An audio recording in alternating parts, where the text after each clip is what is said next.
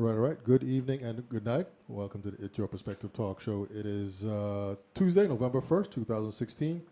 It's about 8:09 p.m. My name is David, a.k.a. Kimba, a.k.a. Christian. Super's on special assignment tonight. Still working out some things there. He'll be back next week. I just want to say that this is the It's Your Perspective Talk Show every Tuesday, Wednesday, Thursday, 8 p.m. until. We do have a telephone number, 340-201-9005. You can also text us on that number as well. Our email address is streaminglivefromthevi.com. I'm sorry, streaminglivefromthevi at yahoo.com. Send us an email there if you're too shy to call or text. For our guest tonight, we are in the high-tech, low-tech studio, coming to you from an undisclosed location here in St. Croix, Virgin Islands. No radio or TV, internet only. So we switched to Facebook Live now. We used to do our show through our website. Now go to Facebook Live, get on my home profile page, and just share that post. And it should just go here, there, and everywhere, because we do have a special guest in the studio tonight.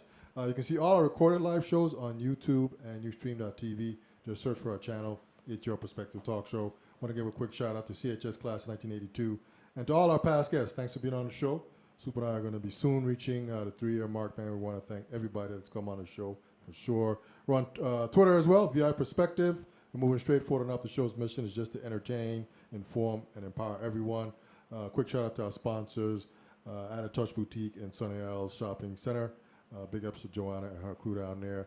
Maggie's Party Decorations, big up to her as well. And Supersonic Computer Services. And real quick, we're simulcasting our show tonight through our radio station, streaming live from the VI.com radio. Catch it on TuneIn. Go to the iOS, Android store, and just download streaming live from the VI.com radio. And you can hear this show tonight and listen to great music afterward. But as we roll on here, man, we do have a special guest in the studio tonight, man. There he is. Welcome, welcome, welcome. What's happening, my brother? Hey, good night. How you doing, everybody? We're doing good, man. Let me just turn that off there. So what's happening, man? You finally made it here? I sure did. You know, the invite's been for a while. It's a pleasure to be here tonight. Thanks once again for providing me the opportunity to be part of your wonderful show that you have. Yeah, man. Thank you for coming out. So as you mentioned there, you know, I used to see you, 6, 7, 8 months back, and my question to you was, were you a chef then? And you told me that you were, and so kind of get into what you told me about your history and a little bit about that. Share what you can. This is the nameless, keep all names private, kind of talk show. But sure. Tell us, how it all got started, man. Well, cooking's been in my blood for a lot of years. Even in my family's blood. From my great grandmother. They called her Pretty Matilda Thomas. She was the head chef down at the Wynn Great House. Okay. On my grandfather's side, his mother was a baker. On my mother's side, her mother was a cook as well. So I've been around food all of my life. Okay. Either we were growing it, catching it, and cooking it, or whatever the case may be. And this is all like cruising food. Cruising food, food. A lot of fishermen in my family, a lot of bakers, and so forth. So either you caught it, and you had to prepare it. So food was always there. And from an early age, I learned, the skills of being in the kitchen, and I've always been very comfortable there. Okay. And I, progressed, got better at it. I really got into cooking when I left and joined the military. Okay. And as you traveled around different places in the world, sometimes, what you knew as food wasn't really available to what you liked. So you tend to, buy it on the market and prepare what you like for your fellow, comrades. So that's where I got started at. Okay. So from barbecuing, and then eventually it transformed into people liked my food and the flavors to, grilling, cooking, roasting a whole pig. Yes. Turning and doing actually, retirement parties. Oh, really? Okay. Most of the people that were around me, I was always around the food. Okay. That's where you found me at, So what were you cooking back in them days? Back in the days, it depended where I was at. I spent the last 10 years when I retired, I was in Alaska. Oh, really? Okay. So I did a lot of seafood, a lot of salmon, a lot of halibut, a lot of, wild game, we incorporate what you have.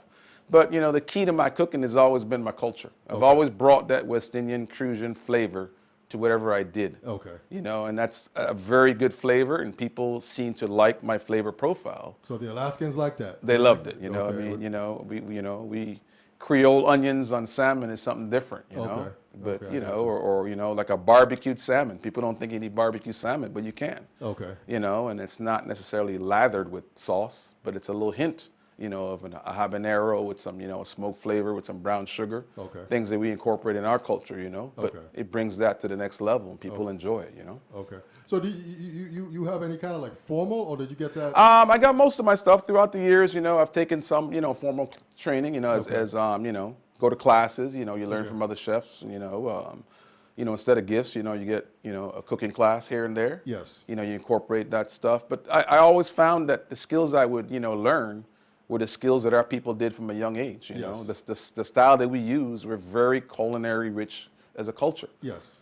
So you learn the stuff that you knew already. Okay. You just called it a different name. So you learn to appreciate your culture and what you have to offer, Okay. as a person in the craft, Yeah. in So the skill, so. you have any secret recipes? I got a couple of them. Okay. I got a couple secret recipes. I would say signature dishes, as we would call them. My mango iced tea is pretty well known. Okay. I had the honor of serving that in Governor Mapp's first cabinet meeting. Okay. That was something that was served there. That was a great honor that, and I felt privileged on. 2 years ago, I did the agriculture fair. I did a fried Crewtacroy stuffing. Okay. My barbecue ribs with the guava barbecue sauce. It's pretty signature. We did 3 years in a row with that as far as Crewtacroy. My gumbo, it's pretty signature. We won 4 years with that. So it's different flavors that you introduce that are known. Okay. That people get to know you for, Okay. and they ask for it, over and over again. So. Okay.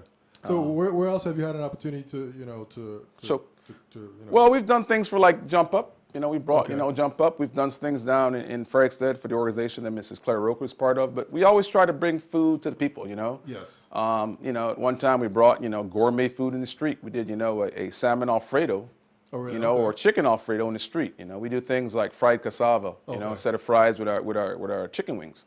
So just different things. Okay. I always try to bring my food to the people in the most economical way possible. Okay. That's one of the things that I always try to do, to share your skills. And so you mentioned Alaska. So Yes. any other places like that you've had an opportunity to? England. I lived in England for 4 years. Europe. I was Okay. over there for 4 years. I was in the military for 20 years. So food, like I said, has always been a key, So part. you were a chef in the military? Yeah, I did. No, Okay. I just did it like on weekends. You Okay. you barbecue. Like So when you were just doing that for the troops there? troops, yeah, Okay, I got you. and then it progressed, Okay. and then people start requesting you, Okay. and then before you know it, hey, what do you need to make a party happen? I got you. So I got you.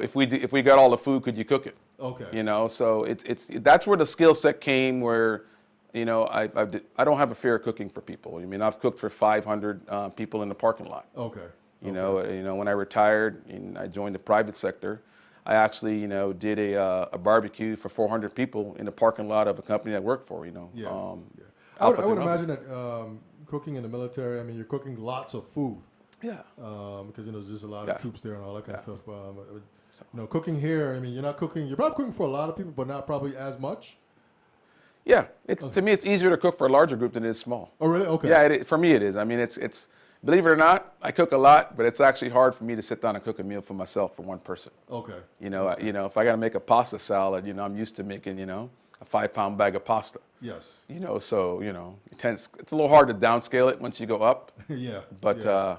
you got to do it sometimes to survive and eat, Yeah. or cook for a loved one, or a girlfriend or a cousin or something like that. You like to share that skill set too, and make up dishes for them that are unique for them. So. Okay. So were your parents cooks or chefs too? Mostly, I would say we always had good food. I would say that, but I had a couple uncles, Okay. that were chefs and bakers. My uncle Leslie was one of the chefs that did Pearl B. Larson. He was one of the chefs that, as a child, he was the first one to really do a wedding cake with a champagne fountain in it. Oh, really? Okay. Yeah, so back in the days in the 70s. So we've always been around food, like I said, and innovativeness, always pushing the envelope. Okay. And that's one of the things that I do in my food. I push the envelope flavor-wise. Okay. But don't go over the top. But Okay. bring different cultures together. And these are all the secret recipes. Secret recipes, Okay. When I say secret, they're just putting flavors together. Use what you got, and Yeah. make a great dish. Yeah. So and you've been cooking for years now. So Yeah. a lot of things probably are somewhat natural to cook. You can just kind of put them Sure. together. Sure. And so you won this event Yes. this past Saturday. Yes. Called the Bush Cook I guess the Bush Cook Chef cook-off, yes. Chef Cook-Off. Yes. And Ricky was the winner. And so tell us what you made there. What I made for that one was, it was a very unique, event. It was hosted by Sage Farm, Sage Farms, Department of Tourism, Agriculture, and a couple other, local vendors. I don't want to leave anybody out, but, so local vendors. And how it worked was, you picked a protein, which is a meat, that, and my choice was lamb. So you're provided that, a couple of days before, you prepped it, you seasoned it, but everything else you had to get the morning of.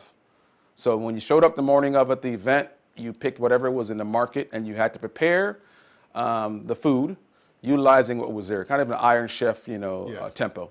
So, I went in there, I looked at what was in there. I kind of had some ideas if I saw something, what I would do, a little pre-planning on that.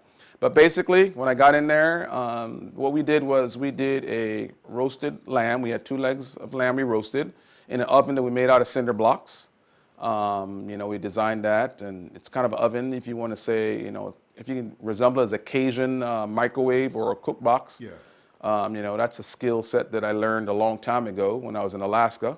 So you just basically made a small rectangle with the blocks, right? Correct. 2 or 3 high. And you one high, you had a grill on the bottom on that, and then you had another high with a tin on top that you lit a fire in the bottom and the top. Okay. Learned that skill set from a friend of mine out in Alaska. It was from Louisiana, where they actually started doing that.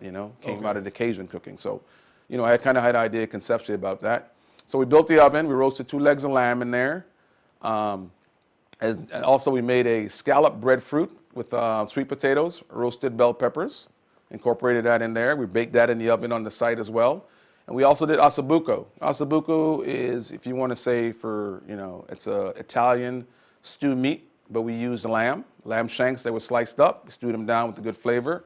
Put a little bit of love in there with some wine. You got to cook with wine. My favorite wine, those that know me, is 19 Crimes. So I had to put that in there. And then we stewed that down. And then I debuted one of my new dishes, mashed plantain. So we served that up, and we served the ossobuco with the mashed plantain, and we served the lamb roasted with the scalloped breadfruit and sweet potatoes. Okay. We had to use 3 items. There were the secret items on that, which was honey, thyme, and sugar apple. So I made a glaze utilizing some papayas and some watermelons, so I can drizzle over the meat to keep it nice and moist, and we served it up, and it was well received. Okay. So how was I guess that was judged, or was that a judge? It was judged, but it was judged by the people that came, and joined, sampled your food, Okay. But like I said, I was amongst some of the greatest, cooks we have on the island, or chefs, as you want to call it, It's always good to be amongst your peer. We respect each other for what we do. Okay. We all have different styles, but at the end of the day, we're all towards a good mission, supporting agriculture in the Virgin Islands and taking our food to the next level, introducing things to people that they never had a chance to eat before. Yes. So that's what it's all about. It's not about, the winning or the losing. It's about taking us to the next level and sharing your craft with someone that, they may never try breadfruit, but now they will. Yeah. So that's what it's about. I like the plantain, mashed potatoes. Yeah. That sounds good. Yeah, that's real good. That was a hit. Okay. So. Okay. And so before that, weren't you involved in some other stuff? Yes, we did some other stuff. We did Crewtacroy. I mean, that's an organization that I've, supported, quite a bit. Like I said, our Gumbo, we've done that a couple of times, 4 times to be a fact. We were winners of that, as well as our ribs. We've always what's the secret to your, you said Gumbo or Gumbo? I do a Gumbo. Like a callaloo. A callaloo. Ours is a Gumbo. You have 2 kinds of Gumbo. You got the Creole, and then you have the traditional Gumbo, which is more okra based. Yes. I do more the Creole. But mine, I do a Caribbean style. It's got a seafood, it's got some chicken in it, it's got some, turkey sausage instead of andouille, because a lot of people don't eat pork, So you got to know your customer base. Okay. And then I add a Caribbean flair to it. I put beans in mine. I have some red beans, black beans, and then I finish it off with a little slice of cabbage, real thin.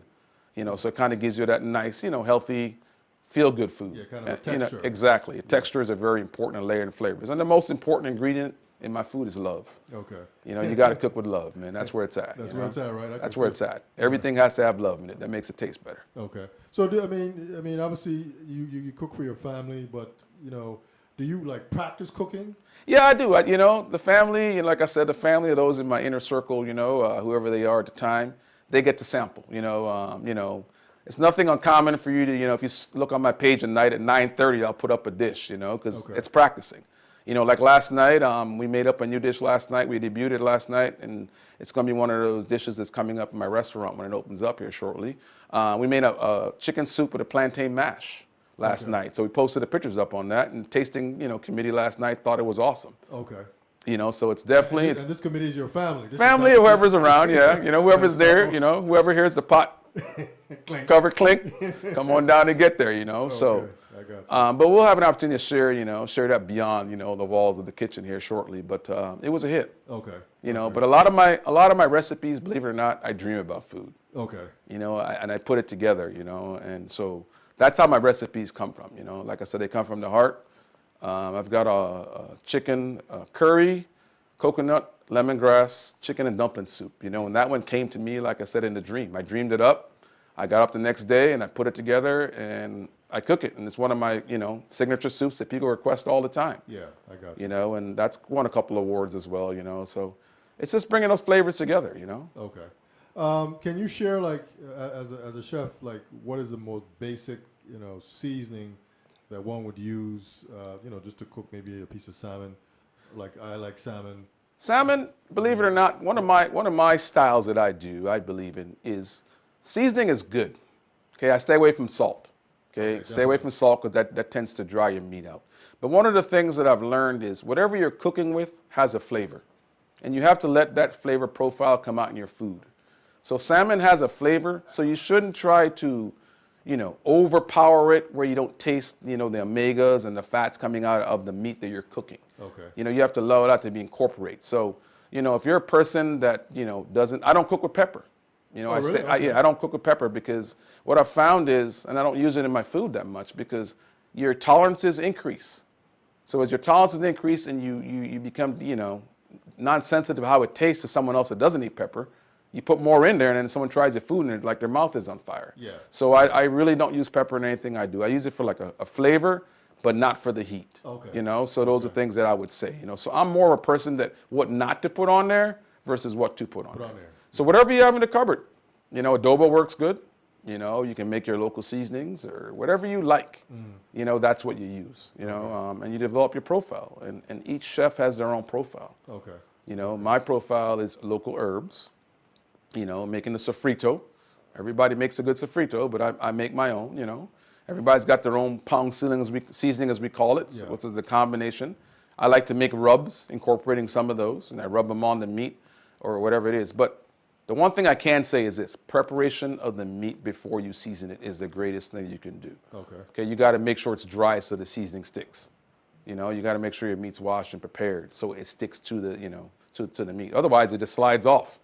You know, so that's something that you find a lot of, you know, and certain things when they cook, the color changes, you know. So for me, it's appearance.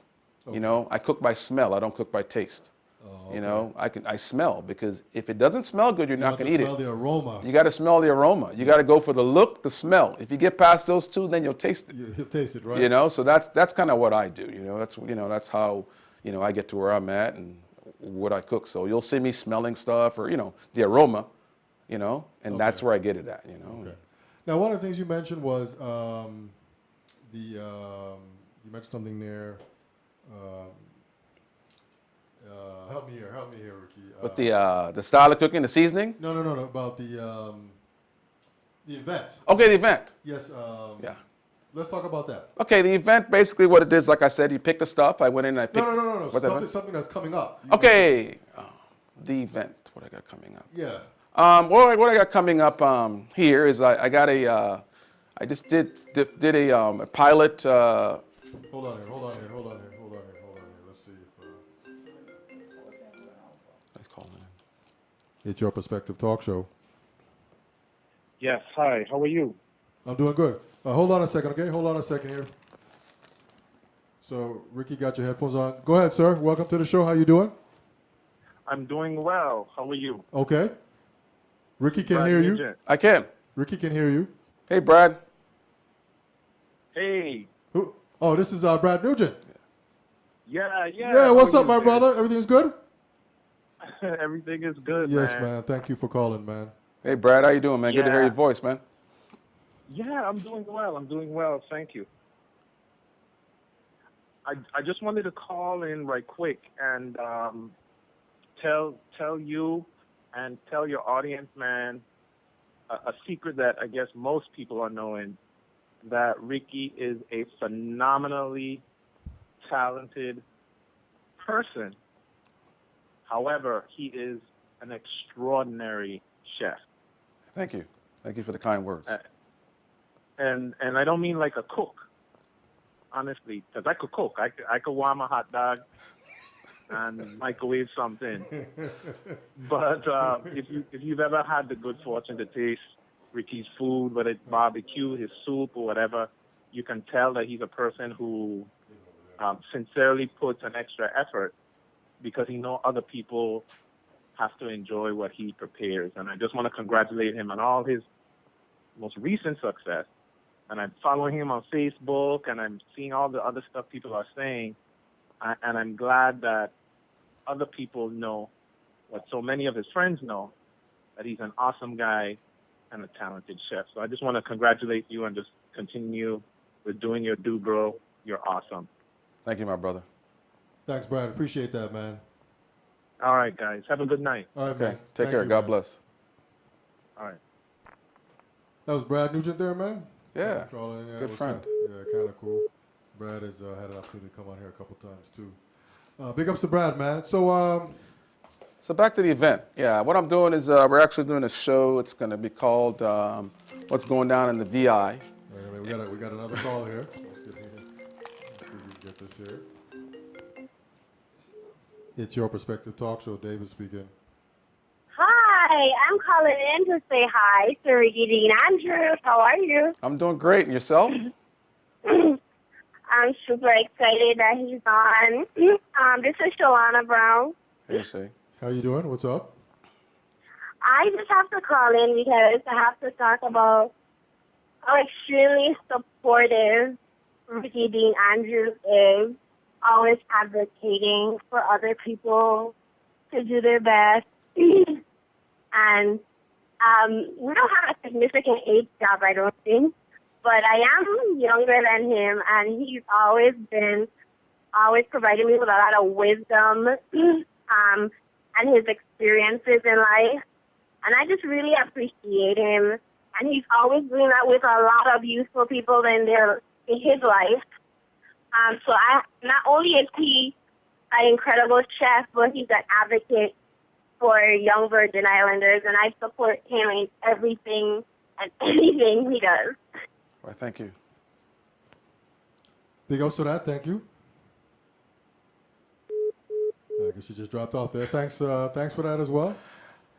She's had some very kind words to share about this gentleman here, man. So let's talk about the... So what we're be doing here is we're doing a pilot show that we're going to be presenting to Channel 2.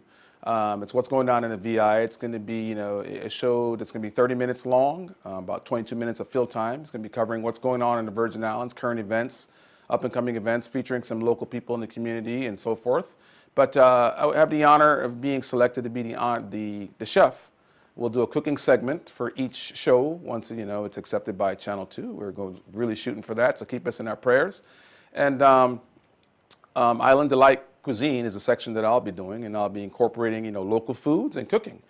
We just filmed our pilot show of that 3 weeks ago up at the Serenity Garden Properties, Villa Properties up there, and we did a nice meal. Okay. So we did some lamb chops prepared on a bed of caramelized onions with some carambola. Reduced that down with some nice wine, put it in the oven, and we did some fingerling potatoes with some garlic. We did some local zucchini from the market. Those of you on Facebook, you'll see the market scene that we filmed. But it's just incorporating, the locals. What's available, that's what's key, Yes. Cook food in the freshest state that it can be. We had some watermelon jelly, that we incorporated after the lamb was done. Instead of mint jelly, we did some watermelon jelly with the little slices of guava on top. Yeah. Just incorporating what's available. That's the key thing, You should never be scared of food. Have you seen sort of an increase in sort of the farmer and the whole agriculture scene here with the local farmers? Because when I came back in 2008 as well, there were a few, but now it seems like farming is, in a sense, become the thing to do. So you see more of them popping up and you're able to get the things that you need from them. Yes, Sort of, yes. I think it's all about communication. I think that's what it is. It's coming together with synergy. It's coming and letting them know what you need. And I think one of the challenges, that I'll set out there for our farmers, as a chef, we start out small. If we can grow enough stuff to make a salad, we're that much closer to getting to where we can feed everybody. Okay. So if you grow cucumbers and no one else is growing tomatoes, let's start growing tomatoes. Let's be able to put salads in all the places in the Virgin Islands, in St. Croix, St. Thomas, that needs a salad. Yes. If we do that, we're that much closer. Yes. And then, then after that, the watermelons come and the other stuff comes and so forth, But let's just focus on growing a salad. I'd love to put your items on my plate or incorporate that in. And you have people like Sage Farm that does a great job, of incorporating those that are farmers. They help get their product to the market. Because not everybody that farmer wants to deal with the customer. They love doing what they do. Yeah, they love just being a farmer. So if that's what you do, there's no problem with that. But we just got to build avenues to get that product to the market and get the exposure. And I challenge my other chefs out there to do that. Okay. To do that. You can't get there if we don't do our part. Okay. And that's why I thought like this weekend was such a great event. We showcase stuff that you might buy the same thing in a local grocery store, but it came from the farm. Yes. It's the same exact product. So we can't grow unless we help each other out, and that's what's key. Okay. Okay. So. And so this show is coming soon. It's coming soon. We just filmed the studio portion here last week. So our producer is going ahead and doing some good, editing. Okay. We got to add a couple things. Since then, a couple things in my life have changed. Hey, I just won, the Iron Chef thing and, being on this radio show. So we'll put a couple more things there to make it, that much more, marketable. Yes. We'll show some of the information from the marketing standpoint, why it'll be a good venue. The number of hits we've had on the events that we did. That's all stuff that makes it even more, palatable to the sales department to justify why they got to make the right decision and do this. Yeah, you got a good show. We got a good show. We got a good start, So those are the things we're putting together to put our best foot forward. Okay. And, nothing more than I would love, to be in your living room, cooking that. And as well as, up and coming as well, like I told the folks at the last, this Saturday, one of my goals, people have always asked, when are you going to open the spot? When can we taste your food? Soon to come. Hopefully before, next couple months. And that's the second thing I wanted to talk about. Second thing, yeah. We're opening it.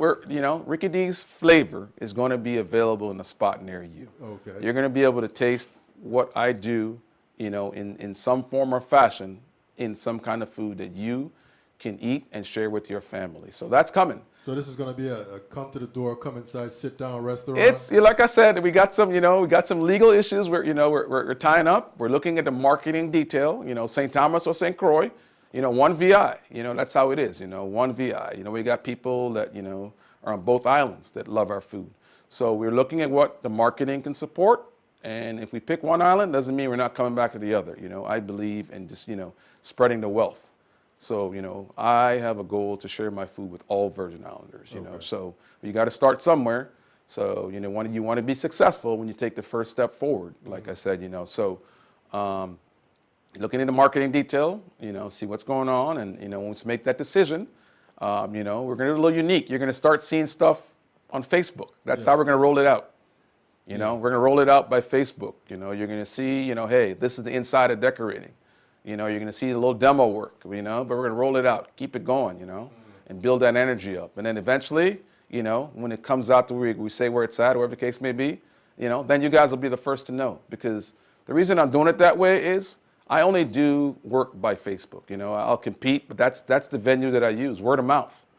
That's how you get a hold of me, word of mouth, and if that's been good enough for me to survive where we're at and I can share my craft, whether it's donating my skills to a nonprofit or another organization, that's how we do it, So I think you got to stay true to what got you where you're at in life, and the social media seems to be the place that does it for us, Yes. Like tonight, So we got to stay true, Yeah. And I'm a very loyal person, If you're in my circle, I'm loyal. Anybody that knows me knows I'm a loyal person.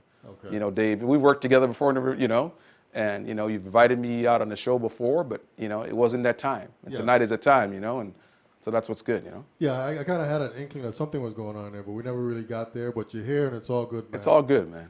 And so tonight our guest is Ricky Dean Andrews. He's a local Virgin Islands chef, and he just won the Bush Cook-Off. What is that? The Bush Cook Chef cook-off. The Bush Cook Chef Cook-Off. All right, yeah. Sounds like a tongue twister there. Yeah. This past Saturday at Sage Farms here in St. Croix, Virgin Islands, man. He said that his winning dish was the lamb. We did lamb. We did a scallop, sweet potato scalloped with some roasted bell peppers. We did some asabuco, and we did a plantain mash. And we incorporated some very unique things. We made, reusing what you have available is something that we live on an island that we need to do a better job of. Everybody wants a coal pot, and they cost a lot of money to get, But actually, our coal pot, believe it or not, was made out of a transmission housing. Yes, you was telling me that before. So those are, it's just aluminum. You can bang them around and they don't break, and it cooks just as good. You could see the video out there if you go on my page and other pages. We'll share today's page tonight. But and then we made a wok. We made a wok out of a disc from a plow that you plow the fields with. That's solid steel. Put 2 handles on it, and we cooked, on that. So just some general techniques that you learn from being in the culinary. High heat. Then you cool it, high heat, as you bring the food up the side of the wok, it cools it down. Mm-hmm. So those are skill sets that I learned when I traveled, the world, in Thailand, in Korea when I was stationed in the military. You see people cook on the side of the street in a wok. You see them take the heat, they use the flavors, they deglaze, you blend those flavors. You see all of that stuff. So it's not above you to take those skill sets and incorporate it in your food here, with your flavors. Mm-hmm. Just a different venue, So those are things, that we did that I believe, brought our food to that level that people enjoyed. Well, I would imagine as being in the military and traveling around and you're cooking, you get a chance to. That's something that you'd probably be in tune to. Yes. Because you go to like Thailand and some of these other countries, everybody kind of cooks a little differently, and you say that how they use the wok. Yeah. And you're just sort of grabbing that ideal to do what you do. But like, where specifically are some of the countries you've been to observe how they prepare food there? Well, after I first retired and I moved back home, I was sitting on the beach one night, back on Facebook once again. And I kind of calculated the places that I've been, and I figured I'd been to 13 countries and 158 places, in my 20 years in the military. So, as you go to these countries, you've been to, Saudi Arabia. You have the shawarmas, so you get those flavors where you use yogurts and different flavors to, make sauces.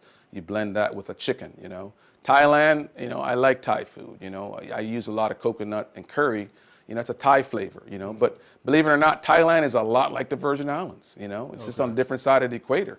So you have sugar apples, you have soursop, you have mangoes, all those things that we use here, you have there, and they incorporate it, I like Hawaii.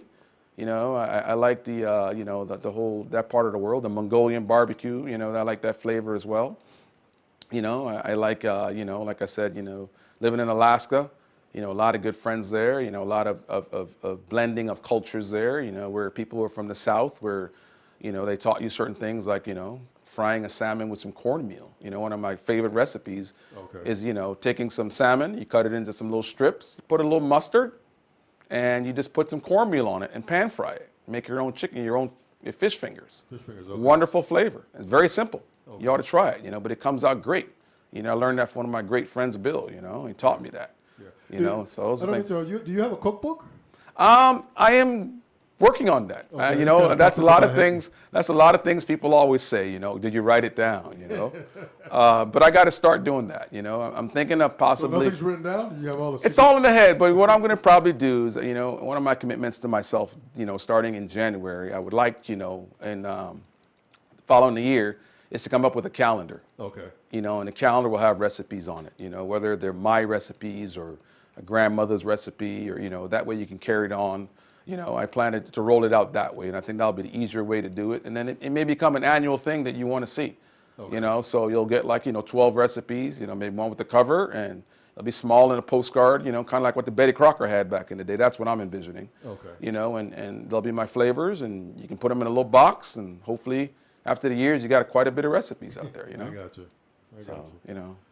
All right, tonight our guest is Chef Ricky Dean Andrews, man. He's a local Virgin Islands chef, man. As always, we ask our guests, is there anything else that you'd like to share Maybe I forgot to ask. Any thoughts on that real quick? Yeah, I mean, like I said, it's that the encouragement, the acceptance, that my craft has had, from my community, from my family, those, that have been in my inner circle, some come and some go, but, hey, I really appreciate the encouragement that you've given me. Those of you that have always believed in me. I really appreciate that. I like to, give it, a shout out to all my family. Those that know me, know my family's pretty large. That's a whole other show. So, if I keep it to the level where I give everybody love in my family, then, I'm giving love to everybody so I don't leave anybody out. But that's the key thing. The key thing is supporting and doing what you love. And like I said, I appreciate each and every one of you. I thank you from the bottom of my heart and, for never giving up on me. So I won't let you down. I'm going to make you proud, and I'll continue to do that. And, as a native Virgin Islander, I look at myself as a native son. Okay. And I carry the banner on my chest proudly, and I will do the best that I can do to ensure I make everybody proud. Yes. Do you have any younger chefs that you're kind of mentoring? I've got a couple. They're mostly family members. I see them when they put stuff up. I've got a young cousin of mine. He's actually in culinary school right now. So we kind of see each other's skills, via Facebook. Okay. I've got some, another cousin of mine out of Grove, but he's in the States.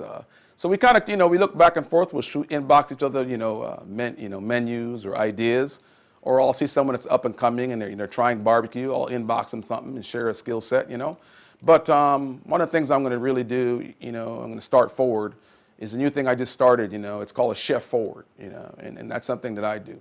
And the term chef forward means to me that if there's an organization that needs a little help, I'll depending on who it is, I'll offer my skill set, and a product and maybe provide a dish. Okay. So that's like a chef forward. I did that for the Moravian Fellowship a couple weeks ago. Okay. Had a breakfast and I got up, made some omelets, made some, some waffles, some, banana Foster, that kind of stuff, and just, chef it forward. Okay. You can't get where you're at in life without others, Yes. So I think it's important to give back. And anybody that knows me, I'm a give back kind of person. Okay. And so that's kind of where I'm at right now. Busy, got a day job, so that keeps me pretty busy too. So you got to find a balance, and I try my best to do that. All right, man. That sounds good to me, man. He's been working hard. This is Chef Ricky Dean Andrews tonight on the It's Your Perspective talk show. Watch out for his TV show on local Virgin Islands Channel 2, and his new restaurant, either here or St. Thomas, man.